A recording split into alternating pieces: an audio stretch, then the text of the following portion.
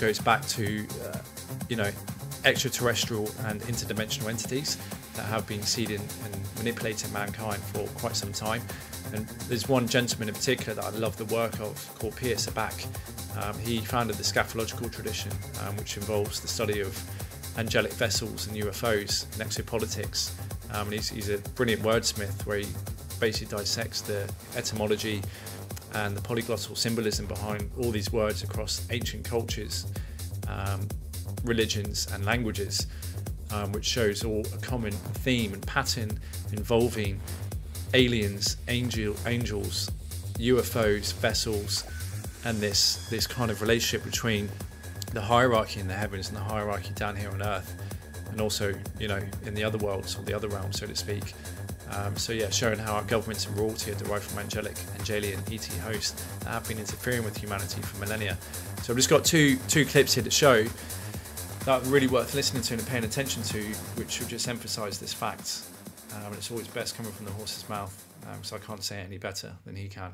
He's researched this for decades, and his work is tremendous. And I highly recommend getting his books if they're still in print at the moment. I think some of his books aren't, but I've read these two, and they're really, really good.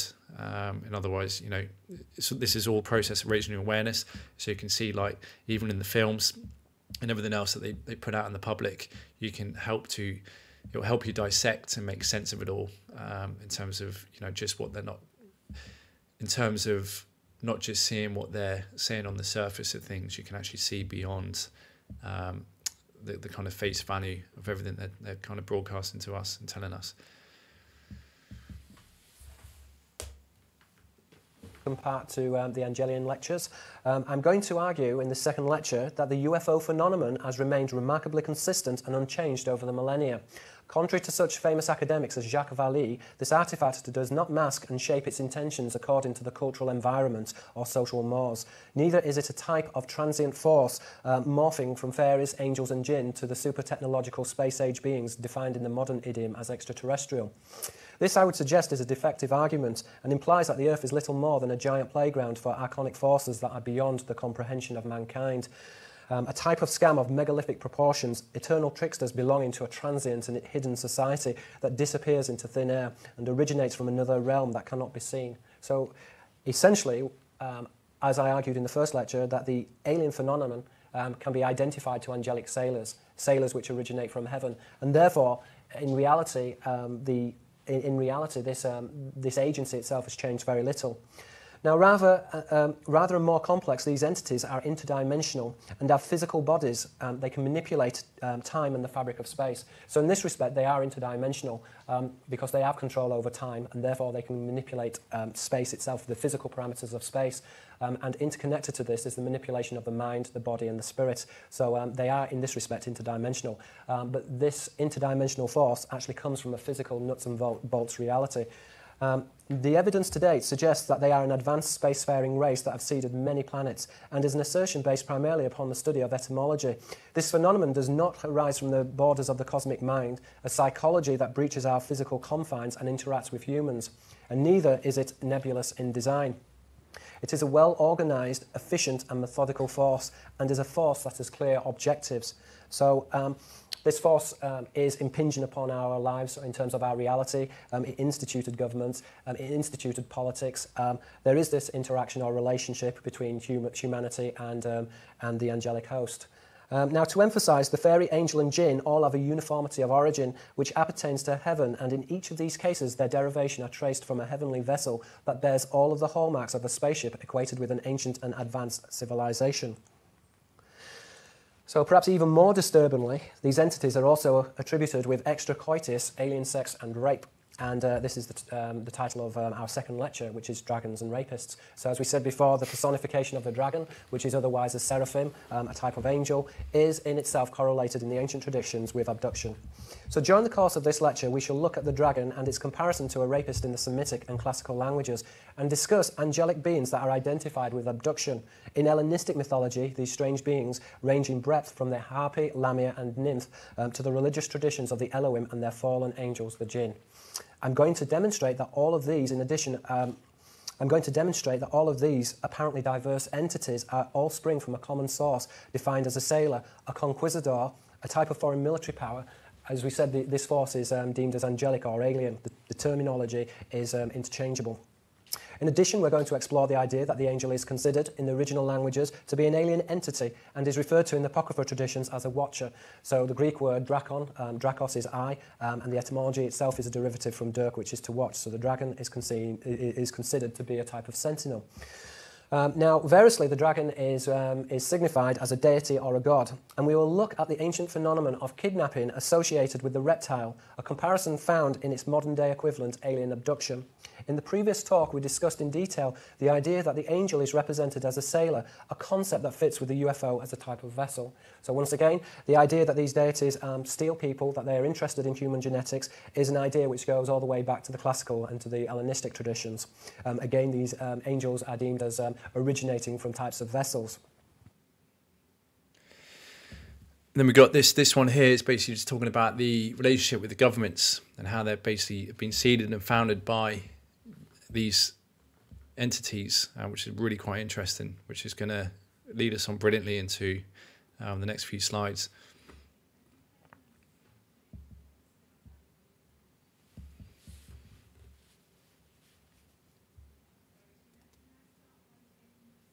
So, observing the linguistic evidence obtained from the etymological record, we can see also that the monarch, in a legal and in a religious sense, is deemed to be a deity.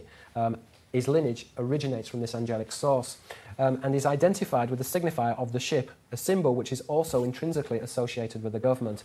So an extension of the monarch or the leader, which is correlated with this angelic lineage, we can see also that the state and the government and its executives themselves are extensions of this idea conceptually. So this is a very important concept, and we need to then begin to start breaking down some of the etymologies regarding the government and the state. So, okay, if we look at the top of the slide, we can see that the king basically is an extension of the angel, and the angel is a controller of the state. If we were talking about this symbolically, we would talk about the ship of state. So in theory, the government is an extension of the angelic vessel, a craft which is controlled or instituted from the heaven. So there is this mirror image between kingship, rulership over the kingdom, and this idea that this authority is extended from heaven, and it's extended from a boat or a ship. So the idea that the monarch is an appendage to the angelic vessel, an agency that regulates the earth and its laws from heaven, is deconstructed and is encoded in the idea or in the definition of rulership and government. So for instance, the term government, we can see, is from the Latin root gubernare, which is to steer or to rule, and is related to gubernatio, a navigator of a boat. So the connotation is of the prince or the navigator who controls the ship of state. The etymology gubernatio, a navigator of a boat, again, is coming back from the classical language, from the Greek kubernao, to steer a ship. And are terms illustrative of government, referred to variously as the ship of state, in other words, government. As previously indicated, the noun state is a loan word from the Greek noun stratos and army. So we can see how these terms are beginning to tie up. The angels themselves are deemed as crew members of vessels. The king himself is deemed as kingship. There is this extension of the angelic vessel. And the state itself is mapped out according to the laws of the vessel, according to this angelic ship.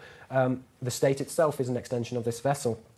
So we can see that the Greek word stratos and army informs the etymology state and is an appellation used in biblical discourse to specify the angelic host. As we said before, the term host in the Latin connotes an invasive or a foreign power, one which is alien. And as we said before, in Aramaic, zhouri is an alien or is an angel. The two terms are interchangeable. We are talking about this force which is an invasive force, which has instituted governments. So at an abstract level, the denomination sebastos, an emperor, signifies a pilot or a controller of state and is depicted technically as a mariner, an echelon that corresponds in the Hebrew language with Sabaoth, the host, in other words, a crew of a naval vessel. A royal epithet, the titular sebastos, is synonymous with an agency which is identified with an angelic force. And in the Semitic, the government also is an agency of the angel and appertains to a royal pedigree, one which is instituted from heaven. So we're going to look at this now. Once we go back into the Semitic etymology, we see this correlation between the angelic lineage and government. So, for example, if we refer to this slide, we can see that the term Satan, which is the arch-fallen angel, the term Satan means an adversary, but in the original context, the term Satan could also refer to a political party. And we see this relationship with the etymology of Shulton, which is government. So metaphysically, we can see that the governments themselves are affiliated to the Shatani. They are, by nature, adversarial. They are oppositional or adversarial. And this goes back to the idea of the fallen angels, this dichotomy between the human and the angelic lineage. Once again, the satanic lineage is correlated with Sultan, a power or a ruler, a Muslim sovereign. So the bloodline of the Sultan, in much the same way as Malak and Melek a king, we can see his bloodline also, in this context, is aligned to the Shaitani, or to the fallen angels. If we took the Greek example as well, we can see that there is a polyglottal pun in the Greek also, which is very reminiscent of the Hebrew and the Semitic. So in Greek, we can see that there is this relationship between Bull, which is a senate, and Diabolos, which is a devil, and Baal, which, as we said before, is a lord, or Bahar, a sailor.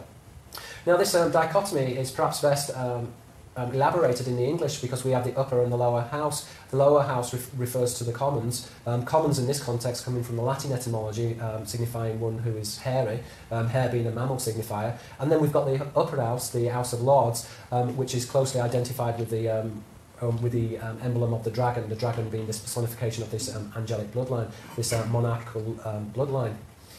So I just want to avert your attention now to the slide, because we have this depiction here of Zeus, and we can see that he's holding onto this ball. This ball is to signify the ophanim, or the circular ones being a reference to an angelic vessel. But in his hand he has this thunderbolt, and the thunderbolt is closely equated in the Greek with drakon, which is to flash. So a flashing deity has obvious connotations of lightning and thunder. So the thunderbolt itself is this signifier of the dragon. So again, if we just look at this medieval painting, we can see that the lineage of the king is represented in relation to this daemonic, or this angelic lineage. In this context, these are fallen angels. Here are representations of the djinn, and we're going to see that the djinn and the fallen angels, in particular the seraphim themselves, are correlated with the djinn. So, for example, as we said before, the seraphim, Serapha, which is fire, from which we get the etymology seraphim, the flaming ones, the shining ones. We see also that the jinn themselves, that they are born from the smokeless fire. So the jinn and the seraphim are one and the same thing. The jinn are the fallen state of the seraphim. So, if we look at the conclusions pertaining to the angelic sailor and their institutions, the government, we can see that there are three crucial points. We can see, number one, that the angels are compared to mariners of heaven, and both of these confederacies are regarded as an alien power betokened to the signature of the dragon. As we said before, host is a foreign or an invading army. It is this foreign alien agency. Number two, we can see that the symbol of the government and its comparison to a boat is obvious, and this primarily it indicates an organisation that is directed primarily from heaven. And number three, most importantly, the king is an arbitrator of heaven, and his mixed bloodline is angelic or alien. Terms, as I said before, are interchangeable in Aramaic, so therefore we have zhouri, which is an angel or an alien, and relates to sari, which is a boat, because this alien offspring is correlated with this angelic boat or this angelic vessel. In the modern tradition, we would say that these are aliens. So, we can see that enshrined within the constitution, the king is deified and is enlisted as the legal guardian of the sovereign state, a mediator between heaven and earth. Interwoven from the same strand, the secular state, Latin gubernator, to steer a boat, is viewed functionally to be an imago of the sacerdotal permitted. So in other words, the priesthood and the sacerdotal tradition, the priestly tradition and the state, they come together as one, they coalesce as one, and the signifier of this is the boat, the angelic vessel. Thus the ship of state, the government, is shown to lie in perfect alignment with its heavenly counterpart, Greek, nous, a ship, a cognate of nous, a holy sanctuary. So, if we look here at the slide, we can see that the ship of state, in Greek at least, is once again identified with the holy sanctuary. So nous, a ship, is identified with nous, a holy sanctuary. And again, we can see that there's this connection with nous, which is mind. So there is this governing intelligence behind the ship of state, and this intelligence is deemed as being angelic. Now, in Latin, we can see that the relationship between intelligence and the ship of state is related between serpens, a serpent. As we said before, the Hebrew word for a sailor is sapan, so there is a close affinity between a sailor, serpens, a serpent in the Latin, in the Hebrew, sapan, a sailor. But we see also that there is this relationship in Latin between serpens, a serpent, and sapiens, wise. Now in Semitic also the same wordplay is prevalent. So for example, Baal, Lord, is another designation of Bahar, a sailor. And we see his mind, we can see is related to Baal, the Egyptian noun for the mind. So there is this connotation of intelligence, this governing intelligence. In the Babylonian, Akan, a seraph, is closely equated with Akal, reason, sense, or intellect. Again, within Hebrew and Arabic, Malak, an angel, a Mok, which refers to brains. Again, Shatir, which is clever or cunning, and Shaitan, which is Satan, because the archangel or the seraphim, the Shatani, the fallen angels, they are deemed as being clever, as intelligent. Once again, there is this correspondence with the jinn. So the jinn are figured as Gioni, which is brilliant or intelligent. So in other words, we can see that the angels themselves are equated with esoteric knowledge, and if we look at Jura's slide on the screen, this etching shows that the angels themselves are equated with this esoteric knowledge. And again, if we go into the Greek etymologies, we can see that this knowledge is referred to as Pythagorean knowledge, Greek Puthanagoras, the speaker of the serpent. And indeed, this knowledge is contrasted with human knowledge. Euclid, who wrote the treatise on geometry, his etymology in Arabic, Euclid, is to ape or to copy, from the Arabic noun kurd, which is an ape. So the signifier of the ape is of human knowledge. Thus it was said that there were no royal roads to Euclid's treatise on geometry, because the implication is that the monarch is angelic, and that Euclid's treatise were based upon this human knowledge, which is distinct, and which there is this dichotomy.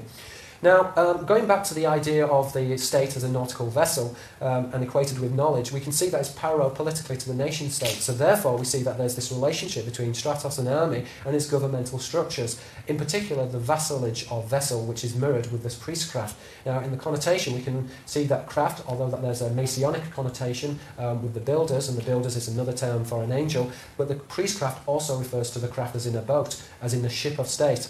Anchorage of state and its existence is moored celestially to heaven and earth.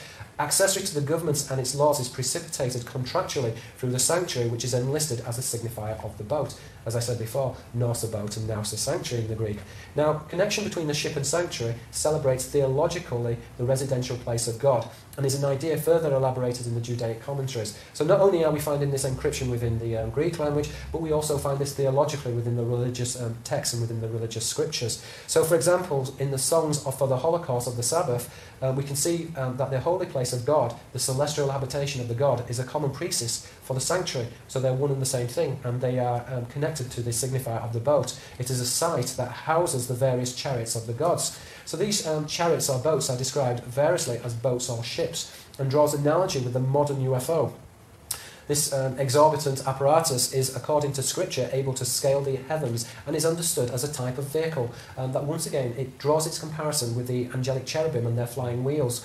So if we look at what the scribe has to say about these vehicles in the songs of the Holocaust, the scribe writes, "And the chariots of his innermost sanctuary will utter praises together, and their cherubim and wheels will bless wonderfully the chiefs of the godly figure, and will bless him in the holy innermost sanctuary."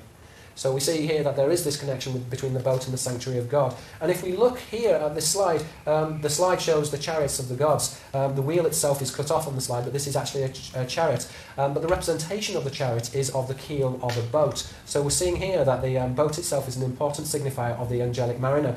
Now the wheel of the chariot is used to refer to the ophanim, the circular ones. The circular ones is another term for an angelic vessel. And we see that there is this correspondence between the vessels of gods, which are represented as the ships, or the chariot. The chariot itself usually combined with the signifier of the boat, but the circular wheel, a motive of the angel, of the wheels of the circular ones. And again, there is this correspondence with the UFO tradition, of the UFO phenomenon. So you can see there again the relationship between as above, so below, the hidden realms and the external realms of the material world, and how these entities, everything is otherwise just a reflection and a fractal of what has come before and what is above and what is below. And so, you know, you've got the citizenship, the mothership, the maritime admiralty jurisdiction on planet Earth at the moment, where everyone's being sucked underwater into fulfilling a commercial script, where everyone's basically becoming joinder to a dead corporate straw man and having to answer to that. And this is the legalese, the legal traps, and this is the legal underworld of the dead. This goes back to the Saturnian priesthood, which is why the judges wear black. That's why there's black nobility, and they literally, you know, sentence you because you're committing sin. Debt is sin. You're in debt. You know, you're helping to perpetuate the debt of every nation under this fiat debt-based monetary system, which is just consuming the earth from inside out because it's just avaricious, and everyone's unawares, and they're just mindless consumers.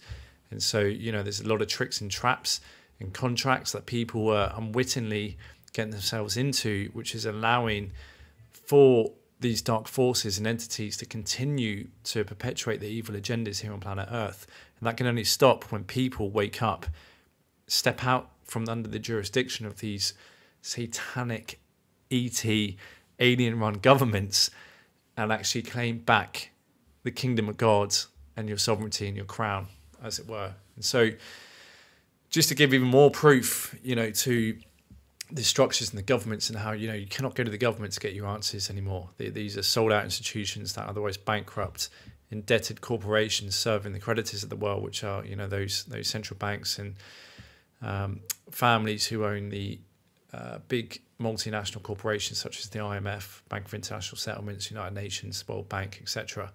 And these all go back to, again, the bloodlines and the families who were grafted by these so-called fallen angels. So similar roles in governments and Freemasonry as found in the hierarchy of demons: Satanakia, Commander-in-Chief, Commander, Lieutenant. Look at all these statuses: Brigadier, Major, Field Marshal, Inspector General. You know, then you got here this little, I think this is out of one of the books, you know, talking about wanting to summon the long-awaited Prime Minister, the very King of Hell, the Grand Vicar of Lord Lucifer, Lucifuge Rothakal. Then you got here, look, Prime Minister, Lucifuge Rothakal controls wealth. And all these titles: Emperor, Prince, Grand Duke. You also have knights, you have earls. All that is seen in our royalty, monarchy, and governmental structures and systems are a direct reflection of the demonic realms. So it just adds even more proof to the pudding, in that you do not want to go to your governments. Your governments are not your gods. If your governments are your gods and you worship them, or good old Uncle Sam, and you believe everything they say, then you have been deceived. You must wake up, smell, face the music, smell the roses, and realise that you have been lied to. They're very deceitful. That's what they rely on in order to convince you to give away your consent day after day, even your children, so you can be continued to be harvested from cradle to grave, giving away all your sweat equity, all your property, and everything else that goes with it. And you can see the similar roles here in the Freemason network. Inspector General. Let's go back. Who's the Inspector General? Well, it's, you know, one of these demons down here. So it's just dripping in demonology, and they follow the same hierarchy because secretly the demonic side of Freemasonry, that's what they worship. It's all set up in order to initiate people of power to help propel their agenda of bringing the, you know, bringing hell on earth, basically. Don't get me wrong, I think some Freemason secret societies are doing good, and their job is to actually get rid of these demons and these entities on the astral level, because that's what operates and controls every man and woman's subconscious desires and intentions. And, you know, someone whose mind is, well, someone who is not in control of the mind is open to being, you know, controlled by these entities. Like, you know, an older mind is the devil's workshop, and a lot of people, unfortunately, are being entrained and hypnotized by the system through all of these different programs, ranging from media to the schooling system, you know, and everything else, the status quo, and just how everyone's just been so, you know, programmed. And it is quite literally the Walking Dead out there. It's quite crazy, to be honest. So yeah, the Walking Dead. It's basically what they're telling us. No one has any idea that this is going on, and everyone's like frogs in boiling pot of water, or coming up to a boiling pot of water. You know the frog analogy? Pot of water, bring it to the boil. Frog, if you put a frog in it when it's just lukewarm, it will stay in there and it will be boiled alive. If you chuck a frog in there and it's boiling water, it will jump straight back out again and save itself. Humanity are that frog who've been simmering under the heat for a long time now, and we're probably about 2 or 3 degrees away from reaching boiling point. So pay attention, especially when they've got on their population forecasts for like 80% of the population to be wiped out in the next 10 years, which obviously ties in with the Georgia Guidestones and Ascension and stuff, which we'll touch on now or next in a few more slides. So yeah, definitely recommend you guys go away and watch this presentation by this man. It's over 5 hours long, but like I said, these things, they need to be researched, need to be studied, need to pay attention, give it your undivided focus, and really take this on board in order to help you to, you know, put all the pieces of the puzzle together and realise, holy shit, okay, yeah, maybe what the Bible's saying is real, maybe the devil is real, maybe Satan is real, the fallen angels are real, ETs are real, aliens are real, the government is otherwise run by these fucking psychopaths whose flesh and blood minions do all the kind of groundwork for them to manage the plantation. And sooner or later you begin realizing, okay, maybe it is best to claim back my sovereignty, maybe it is best to start seeking the truth and living the truth and respecting myself and actually praying and be the change you want to see in this world. In terms of, like I said before, it's really quite simple, which we'll go over later at the end of this presentation, the things we can do in order to help manifest heaven on earth and take back control.